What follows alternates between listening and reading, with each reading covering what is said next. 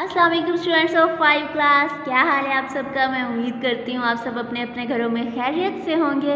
अल्लाह ताला आप सबको हमेशा हंसता मुस्कुराता रखे और आप सबको अपनी हिफाजत में रखे। तो हाँ जी स्टूडेंट्स, आप मुझे बताएंगे कि कल हमने उर्दू का क्या काम किया था। आपको याद है क्या काम किया था? तो हमारा कौन सा सबक चल रहा है? सबक नंबर 9, नज़म, सोना और हमदर्दी। तो आइए आज का काम इसका शुरू करते हैं। कल हमने इसके अल्फाज, मायने और जुमले किए थे। मैं उम्मीद करती हूँ आपने उनको याद कर लिया होगा। तो आज हम इसका मर्कज़ी ख्याल करेंगे। ये आपने इंडेक्स अपनी नोटबुक पर लिख लेना है। इंडेक्स लिखने के बाद आप सब तैयार हैं मेरे साथ आज का काम करने के लिए? हाँ जी, तो आज का पेज आपने ये देखें। यहाँ पे हम सबसे पहले तारीख लगाएंगे 19 मई 2021, जमात का काम। आज दिन कौन सा है? बुध। और इस सबक का हमारा दूसरा दिन है। नज़म, सोना और हमदर्दी का मरकज़ी ख्याल लिखें। अब इसका आपने मरकज़ी ख्याल लिखना है। मरकज़ी ख्याल का मतलब क्या होता है कि इस नज़म में जो इशार हैं उनका मतलब क्या है, शायर आपसे कौन सी बात कहना चाहता है, आखिर इस नज़म को उसने क्यों लिखा, यानी उसमें आपके लिए कौन सा सबक छुपा हुआ है, आप इससे क्या, आपने इस नज़म को पढ़ के क्या सीखा। तो ये मरकज़ी ख्याल कहलाता है।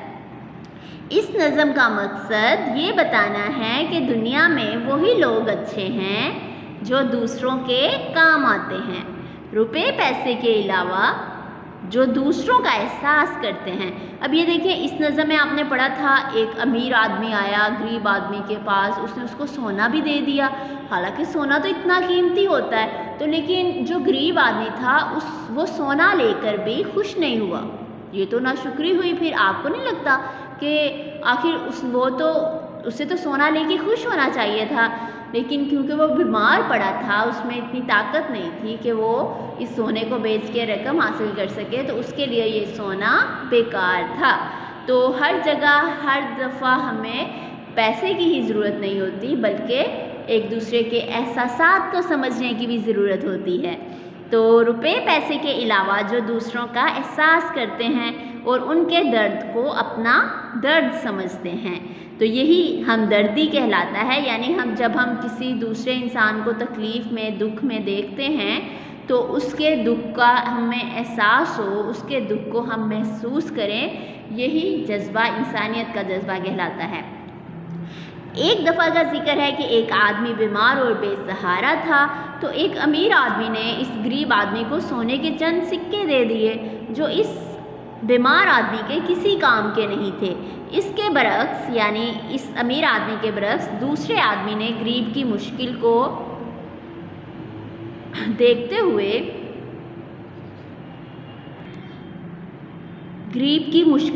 देखते हुए इसको खाना खिलाया और दवा पिलाई, और इसके बाद बीमार तंदुरुस्त हो गया। आप बच्चे खुद इसका मुवाजना करें कि किसने ज़्यादा अच्छा काम किया, जो सोना दे के चला गया वो आदमी अच्छा था, या जो उस गरीब आदमी के, बीमार आदमी के पास बैठा, उसका हाल पूछा, उसको खाना खिलाया, उसको दवा पिलाई। तो क्या इन दोनों में से कौन आदमी ज़्यादा अच्छा था, किसने ज़्यादा अच्छा काम किया, और किस में हमदर्दी का जज्बा जो था वो ज़्यादा था। इसके बाद भी बीमार तंदुरुस्त हो गया, यानी उसको सोने से कोई आराम नहीं मिला, बल्कि दूसरे जो आदमी की हमदर्दी से उसको आराम मिल गया।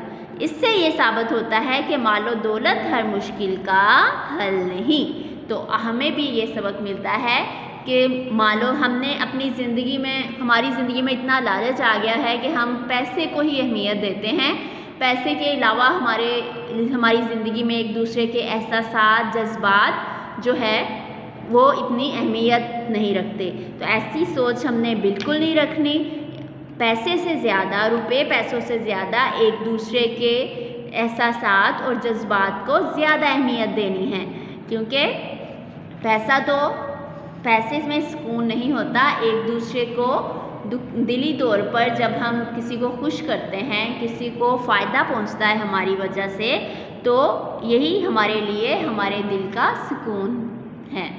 تو میں امید کرتی ہوں اسٹوڈینٹس کہ آپ اس مرکزی خیال کو اپنی نوٹ بک پہ لکھ بھی لیں گے اور آپ نے اس سے یہ سبق بھی سیکھا ہوگا کہ مال و دولت ہر مشکل کا حل نہیں. ہم سب انسانوں کو، ہم سب بچوں کو، بڑوں کو، چھوٹوں کو ایک دوسرے سے پیار کرنے کی، ایک دوسرے کے درد کو اپنا درد سمجھنے کی ضرورت ہے.